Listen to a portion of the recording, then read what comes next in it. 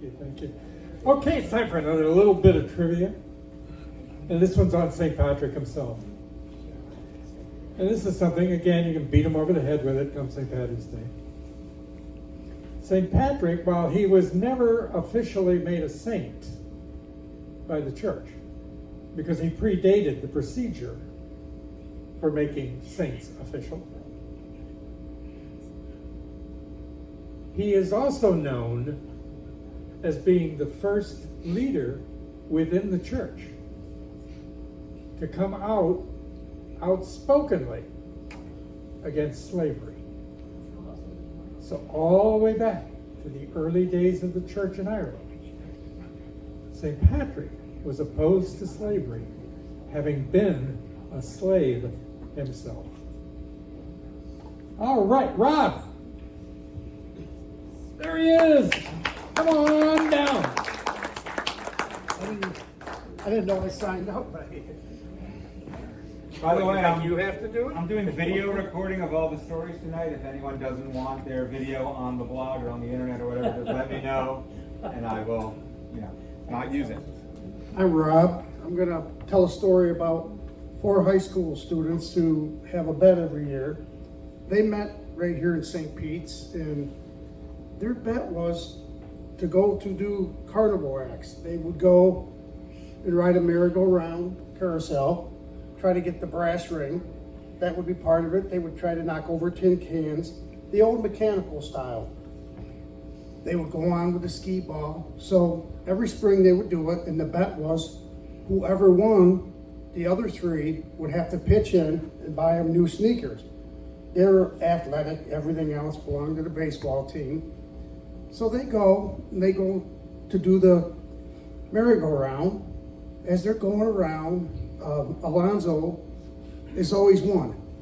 He came when he was 8 years old from another part of Florida, and he could climb up trees, he could do flips, everything.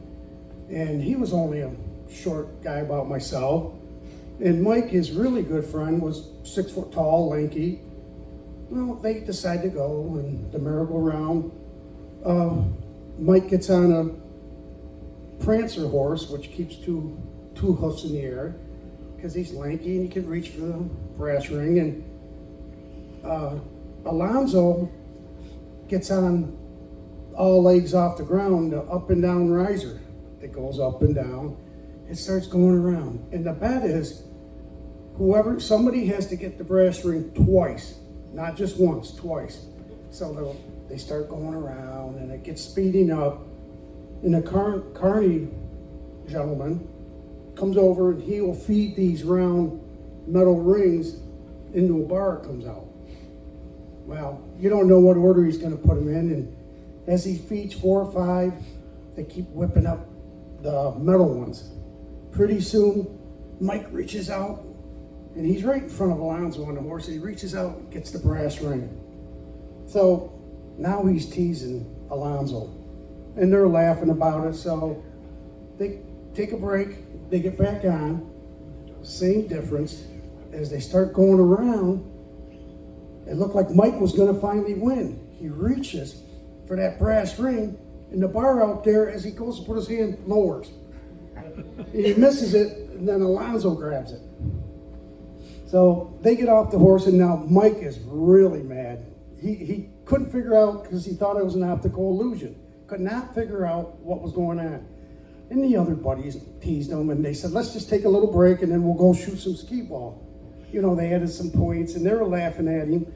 And Mike turned around and saw Alonzo looking at the carny guy, and goes, he thought he saw them 2 wink at each other. Couldn't figure out what they winking about. So they go on to play and play. And the next time they get up there, starts going around. Mike goes to reach for it, sees the brass ring there, leans back on the tail of the horse, goes to get it, and it's just a regular ring. Could not figure out what's going on. Goes around again, and all of a sudden, Alonzo gets it, wins. And he said, I saw it there. Because where I grew up, Jim grew up, Eldridge Park has it. And the brass ring meant you got a free ride. And that came along in the circus, in the carousels. So they were just laughing and giggling. And finally, he could not figure out how he lost. So they said, well, let's play some skeet ball, and then we'll finish up and see what happens. And that's when he started realizing these two know each other somehow. But this carousel thing started in the 12th century. Started out with Arabians. They started getting in a circle, and people back then, there was no mechanicals. The knights would ride around and people would throw balls at them. Or they would try to throw the ball as the horse went around through a ring. So everything was with rings and some type of ball, some round, whatever they could find, a rock back 1200. And then the French brought it up to date in the 1700s. And about 1880, America got involved, and that's when they got into the mechanical part. And that's when the horses got fancier. They weren't just sculpted like you and I were out back doing wood, drinking a beer at the fire, you know. And then they put the little roses on them, flowers, the ribbons, made them pretty, and they would paint them with all the circus stuff. And one time there was 3,000 of these. Now there's only 180, and 6 of them only have rings left, and one is Eldridge Park in Elmira. So they go back, and Mike says, I gotta talk to that carny. Something's going on here. When he walks over, he sees the arm there, and he sees a spring. And he's thinking, what's the spring? And he sees a little gap on the bottom. Like, I think a ring could fall out there. And he says, did you grow up with Alonzo? He goes, how'd you know I knew Alonzo? He said, he told me. He says, where'd you grow up? He says, Gibsonson. He says, Kearney Town, Clown Town. He says, his family's from there. They're long generations of carnival people, and his family had little side events, but his parents made tents, and they made the big signs for the sideshows. And Alonzo, in the wintertime, he was there all the time, would grow up with all these kids, because in the winter, a lot of carnival people, sideshow, the old vaudeville acts, would come down to Florida. And they did not realize how he learned how to do all this balancing backwards, forwards. So they said, how are we going to get Alonzo? So they go to the shoe store, and they're looking at Nikes, and Alonzo sees a pair for $180. But the other 3 had to caulk up, so he picks out the pair.